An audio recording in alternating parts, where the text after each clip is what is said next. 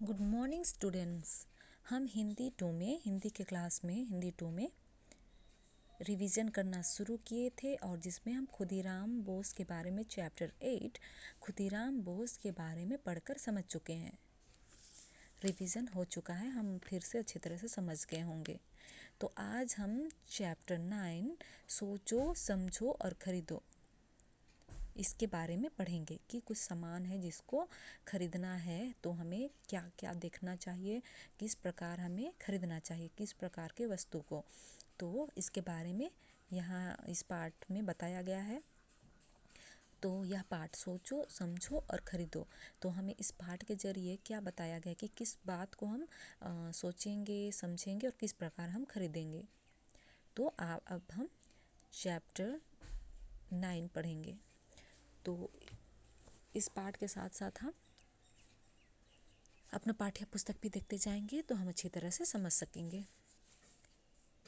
तो पाठ की शुरुआत करते हैं। आज मीनू का जन्मदिन है। परिवार के सभी सदस्य किसी न किसी काम में जुटे हैं।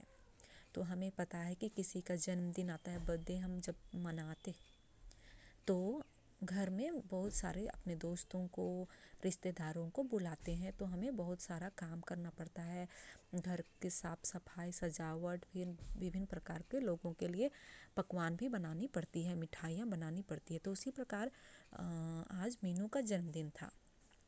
मीनू का जन्मदिन है तो परिवार के सभी सदस्य किसी न किसी काम में जुटे हैं। तो सभी कोई अपना अलग अलग काम करने लगे हैं। तो मिलजुल कर काम करना कितनी अच्छी बात है।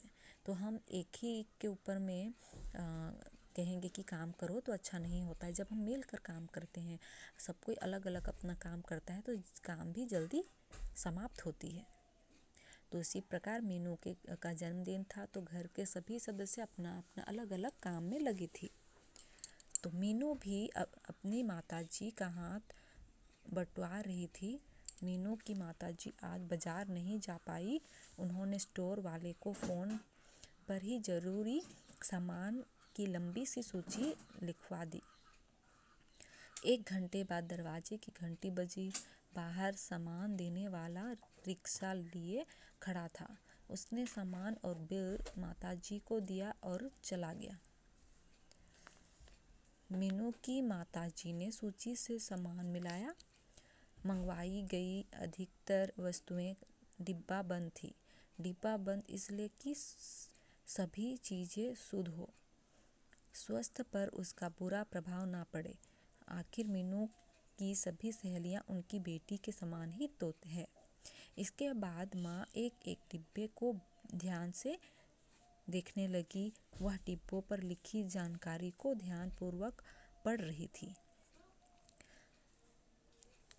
तो मीनू भी अपनी माता से कहती, घर के सभी सदस्य मीनू के घर में मीनू का जन्मदिन के अवसर पर सभी काम करने में जुटे हैं। तो मीनू भी यह देखती है और अपनी माता से हाथ बटाना चाहती है और कहती है कि माताजी आज मैं बाज़ार जाऊंगी। बाज़ार नहीं जा पाई। मीनू की माताजी आज बाज़ार नहीं जा पाई तो उन्होंने स्टोर वाले को फ़ोन पर ही ज़रूरी सामान की लंबी सी सूची मंगवा ली थी, लिखवा दी। 1 घंटे बाद दरवाजे की घंटी बजी।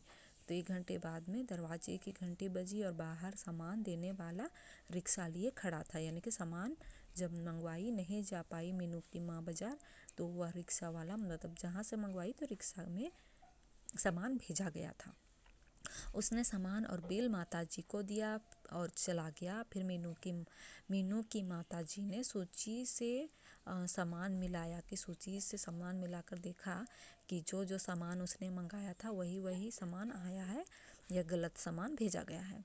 तो मंगवाई गई अधिकतर वस्तुएं डिब्बा बंद थी। सभी जो भी मंगाई थी सभी वस्तुएं डिब्बा से बंद थी, यानी कि पैकिंग किया हुआ था, खुली नहीं थी। डिब्बा बंद इसलिए कि सभी चीज़ें शुद्ध हो, यानी कि डिब्बा बंद इसलिए होती है कि सभी वस्तुएं जो भी रहती है वह सुरक्षित रहती है, शुद्ध होती है, स्वास्थ्य पर उसका बुरा प्रभाव नहीं पड़ता है। आखिर मीनू की सभी सहेलियां उनकी बेटी के समान ही तो हैं। इसके बाद माँ एक एक डिब्बे को ध्यान से देखने लगी। वह डिब्बों पर लिखी जानकारी को ध्यान पूर्वक पढ़ रही थी, यानी कि डिब्बों मीनू को समझाती है, दिखाती है और डिब्बों के बारे में बताती है, डिब्बों को अच्छी तरह से पढ़ती है। मीनू ने कहा, माताजी कुछ चीज़ों को अभी चट करने का मन कर रहा है, क्या पढ़ रही हो? डिब्बे की सील तोड़ो, ढक्कन काटो मेरी अच्छी मम्मी।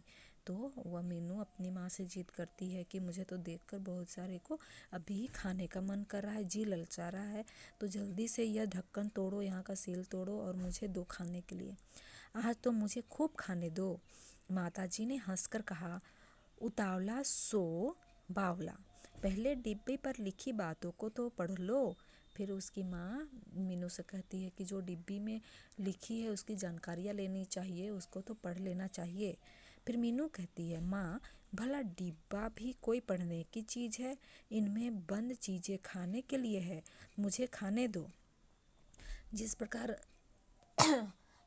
हम बच्चे भी जिद करते हैं, जब हमें बहुत बाज़ार से कुछ वस्तु आ गया, खाने के लिए चीज़ आ गया, तो हमें बहुत लालच होती है, मुंह में पानी आ जाता है, खाने का मन करता है। उसी प्रकार डिब्बा को देखकर मीनू को भी लालच आ गया। वह अपनी माँ से जिद करती है कि माँ आप क्या पढ़ रही हो? डिब्बा में भी क्या पढ़ने की वस्तु है जो पढ़ रही हो? यहाँ तो खाने के लिए आया है, तो जल्दी खोलो और मुझे खाने के लिए दो, आज मैं जी भर के खूब खाऊंगी।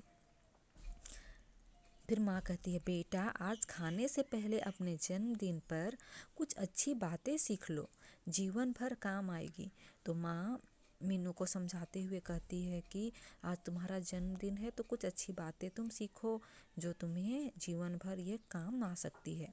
माँ, बेटा आज खाने से पहले अपने जन्मदिन पर कुछ अच्छी बातें सीखो जो जीवन भर काम आएगी। फिर मीनू कहती है बात सुनकर, माँ मैं तो सदा आपकी आज्ञा का पालन करती हूँ, बताइए आप क्या बताना चाहती है? फिर माँ एक डिब्बा दिखाती है और दिखाते हुए मीनू से कहती है, पहले डिब्बे पर बने इस हरे रंग के गोले को देखो। जो हरे रंग का गोला है उसे तुम डिब्बे में जो है लिखा हुआ उसे तुम देखो। फिर मीनू कहती है, हरे रंग के इस गोल निशान का अर्थ है कि इस डिब्बे में वस्तु शाकाहारी है। अगर किसी डिब्बे या पैकेट पर लाल रंग का गोला निशान हो तो समझो वह मांसाहारी वस्तु है। तो मीनू की माँ मीनू को दिखाती है डब्बा और समझाती हुई कहती है कि यहाँ पर जो नीला रंग का है, जो हरे रंग का है और लाल रंग का है, उसका क्या अर्थ होता है इस डब्बे का। तो जिस डब्बे में हरे रंग का गोला निशान का अर्थ है डिब्बे वस्तु शाकाहारी है, और डिब्बे या पैकेट का लाल रंग हो तो गोला हो उसमें निशान हो तो समझो वह मांसाहारी है। तो इस प्रकार कहती है और मीनू को उसकी माता जन्मदिन के अवसर पर उसे डिब्बा दिखाकर समझाती है। फिर मीनू देखकर कहती है, माँ यह बात तो मैं जानती ही नहीं थी। फिर माँ आगे पढ़ो, इस डिब्बे पर तो तिथियाँ लिखी है। पहली तिथि वस्तु को डिब्बा बंद करने की है, वही दूसरी तिथि इस बात की सूचक है कि यह वस्तु अब तक खाई जा सकती है। इस तिथि के बाद प्रयोग करने पर यह वस्तु स्वास्थ्य के लिए हानिकारक हो सकती है। दवाइयों के लिए तो इन तिथियों का महत्व और अधिक है।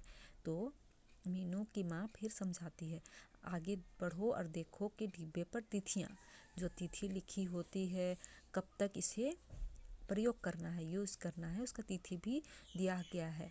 और जो तिथि से आगे हो गया तो उसे यूज़ नहीं करना है, प्रयोग नहीं करना है, क्योंकि वह हमारे स्वास्थ्य के लिए हानिकारक है। और उसकी माँ यही समझाती है और कहती है कि यह तो दवाइयों के लिए तो अधिक महत्वपूर्ण है। दवाई जब हम खरीदेंगे तो तिथि को अवश्य ही देखना चाहिए, और जो भी वस्तुएं आती है उसका तिथि देखना चाहिए कि कब यह किस तिथि में बना है और कब तक इसका प्रयोग चलेगा, और जब तक इसका प्रयोग दिया है उससे आगे यूज़ या प्रयोग नहीं करना है। इस प्रकार कहकर उसकी माँ मीनू को समझाती है। फिर मीनू कहती है, माँ मैंने तो कभी यह बात सोची ही नहीं थी। तो कहती है मीनू कि यह बात तो मैं जानती ही नहीं थी, कभी इस बारे में सोची ही नहीं थी। फिर माँ कहती है, इस पर यह भी लिखा है कि इसे सुंदर दिखाने के लिए कौन सा रंग मिलाया गया है। कई रंग स्वास्थ्य के लिए हानिकारक होते हैं। सरकार ने ऐसे रंगों की मिलावट पर रोक लगा दी है। तो यहाँ पर रंग के बारे में भी, जो खाने की चीज़ें होती है उसमें रंग बिरंगे मिलावट होती है, तो उसमें भी लोगों के लिए कुछ रंग स्वस्थ होता है, कुछ रंग हानिकारक होता है। तो यहाँ पर उसके बारे में भी चर्चा की जाती है। तो हमें उसके बाद इस सभी को जो सूची दी जाती है उसे हमें अच्छी तरह से पढ़ना है, क्योंकि हानिकारक जो होते हैं, तो इसलिए सरकार ने ऐसे रंगों की मिलावट पर रोक लगा के रखी है। तो इस प्रकार पूरी सूची के बारे उस डब्बे को दिखाकर मीनू के जन्मदिन पर कुछ बताना चाहती है मीनू की माँ। और जो वस्तु मंगाई थी, जो डब्बे में आई थी, तो उस डब्बे को दिखाती है, वहाँ पर जो लिखा होता है उसको समझाती है मीनू को कि यहाँ पर पढ़ना चाहिए, तिथि देखना चाहिए, कब तक इसका प्रयोग करना है, कब बना हुआ है, और किस प्रकार यह खाने के योग्य है कि नहीं है, शाकाहारी किस डब्बे में आती है, मांसाहारी किस प्रकार की मतलब किस डब्बे में होती है, इसका निशान कैसे होता है। इन सभी के बारे में मीनू को उसकी माता समझाती है। तो आज के लिए हम इतना पढ़ते हैं और समझते हैं। तो अपनी अगली कक्षा में हम आगे पढ़ेंगे और पूरा चैप्टर हम समझेंगे। तो जहाँ तक हमने पढ़ा है वहाँ तक आप अच्छी तरह से फिर से रीडिंग कीजिए और समझ लीजिए। अच्छी तरह से आपको पूरा चैप्टर समझ में आ जाएगी।